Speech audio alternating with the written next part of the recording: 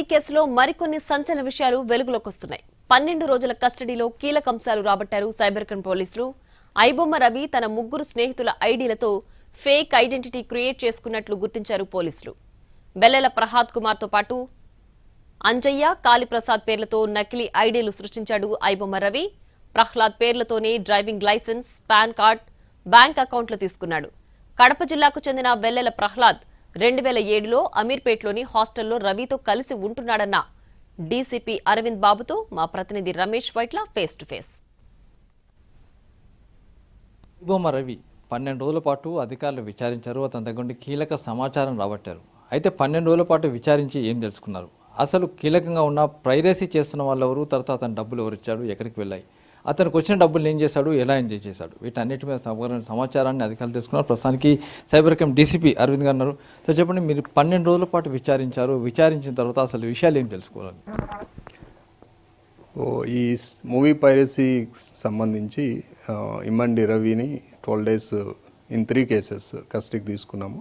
ఈ 12 డేస్లో కూడా అతను గతంలో ఇచ్చిన స్టేట్మెంట్స్, దానికి సంబంధించి కన్ఫెషన్కి సంబంధించి technical and overall evidence collect చేయడం జరిగింది. సో అది ఈ 12 డేస్లో మేము యూటిలైజ్ చేసుకొని, సో అప్పుడు ఉన్న మిస్సింగ్ లింక్స్ అలాంటివన్నీ కూడా మనము టెక్నికల్ ఎవిడెన్స్ అన్ని కూడా కలెక్ట్ చేయడం జరిగింది. దీంట్లో మెయిన్గా పైరసీ ఎక్కడ జరిగింది, ఏ విధంగా వచ్చింది, రవికి ఏ విధంగా ప్రింట్ వచ్చింది అన్న విషయాన్ని మీరు తెలుసుకోగలరా? దానికి సంబంధించి ఒక లింకప్ అని చేయగలిగారా? ఇది ఆల్రెడీ అంతకుముందే మీకు అందరికీ తెలిసిన విషయమే.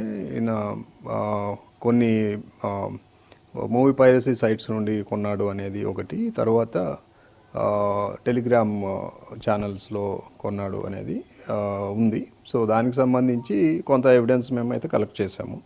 అది will produce it to the court.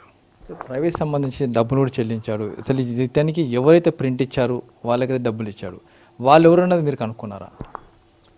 లేదు, ఇదంతా కూడా ఎనానిమిట్ యాక్టివిటీ. సో ఇదంతా కూడా ఆన్లైన్లో జరిగింది కాబట్టి we are trying to find out ఇతనికి సప్లై ఎవరు చేశారు, లేకపోతే ఇతను ఎవరికన్నా ఇతని దగ్గర ఉన్న మూవీ కంటెంట్ ఏమన్నా షేర్ చేశారు అనేది, అది still under the probe.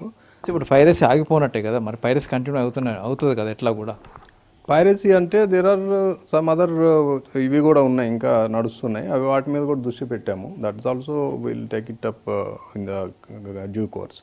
So మా సిపి గారి ఆదేశాల మేరకు మూవీ పైరసీ అనేది మ్యాక్సిమం కంట్రోల్ చేయాలనే ఉద్దేశంలోనే ఉన్నాము. అది అవుతుంది. మూవీ రూల్స్కి ఇతనికి ఏమైనా లింకప్స్ ఉన్నాయి? అందుకని అక్కడి నుంచి కూడా కొంత పెక్యూర్ చేశాను అతను కూడా చెప్పడం జరిగింది. ఆ లింకప్ ఏమైనా దొరికిందా?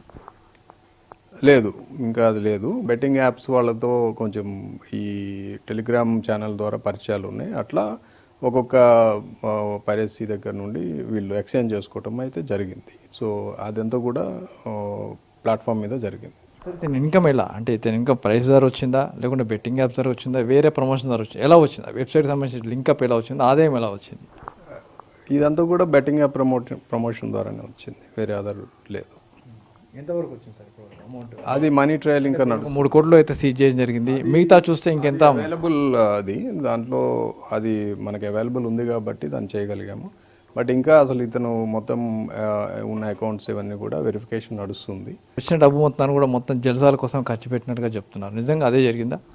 అంటే ఎక్స్టెన్సివ్ ట్రావెల్ అయితే చేశారు ఆయన డిఫరెంట్ కంట్రీస్కి. సో డిఫరెంట్ కంట్రీస్కి వెళ్ళడం అంటే ఆటోమేటిక్గా అది ఎక్స్పెన్సివే కాబట్టి అట్లా కూడా మనము ఖర్చు పెట్టినట్లు తీసుకోవచ్చు.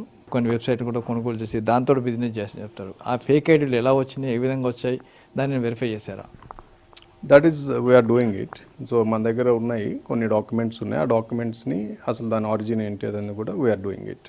చివరి చూస్తే ఐబొమ్మ నాది కాదంటున్నాడు కదా, దాన్ని ఏం చెప్తారు? ఎవరైనా ఒక అభియోగం మోపినప్పుడు కాదనే చెప్తారు. అది is right. So we have evidence, will submit the evidence to the court. Main కల్పిట్ ఇతనే ఎవిడెన్స్ మొత్తం ముందర పెట్టినా కూడా కాదని చెప్పి మీ ముందు చెప్తున్నాడా, లేక బయటకు వచ్చి మాకు చెప్తున్నాడా? అది ఎవరి దగ్గరైనా చెప్తాడు, రేపు కోర్టులో కూడా అదే చెప్తాడు మేబీ. ఎస్ ఐబొమ్మ రవిని దాదాపు 20 రోజుల పాటు అధికారులు విచారించారు. చాలా కీలకమైన సమాచారం రాబట్టారు. అయితే ఐబొమ్మ రవి ఇప్పటివరకు సంపాదించిన డబ్బుల మొత్తంలో చాలా వరకు కూడా జల్సాల కోసం ఖర్చు పెట్టడం జరిగింది. అయితే ఐబొమ్మ రవికి ఎవరైతే ప్రింట్ ఇచ్చారో వాళ్ళకి సంబంధించిన టెలిగ్రామ్ యాప్లు మొత్తం కూడా డిలీట్ కావడంతో ఆ లింకప్ని ఇంకా ఎస్టాబ్లిష్ చేయలేకపోతున్నారు. ఎందుకంటే ఫర్దర్గా పైరసీ ఎక్కడి నుంచి వచ్చిందనే విషయం తెలుసుకోవాలంటే ఆ లింకప్ కావాల్సింది. దీనికి సంబంధించి ఇంకా టెక్నికల్ ఎవిడెన్స్ కోసం అధికారులతో పూర్తిగా వెయిట్ చేస్తున్నారు. మరోవైపు చూసినట్లయితే దీనిలో ఇంకా చాలా సమాచారం ఉంది, చాలా తెలుసుకోవాల్సిన అవసరం కూడా ఉందని చెప్తున్నారు. కెమెరా పర్సన్ వీరాంజలితో రమేష్ వైట్ల, ఎన్టీవీ.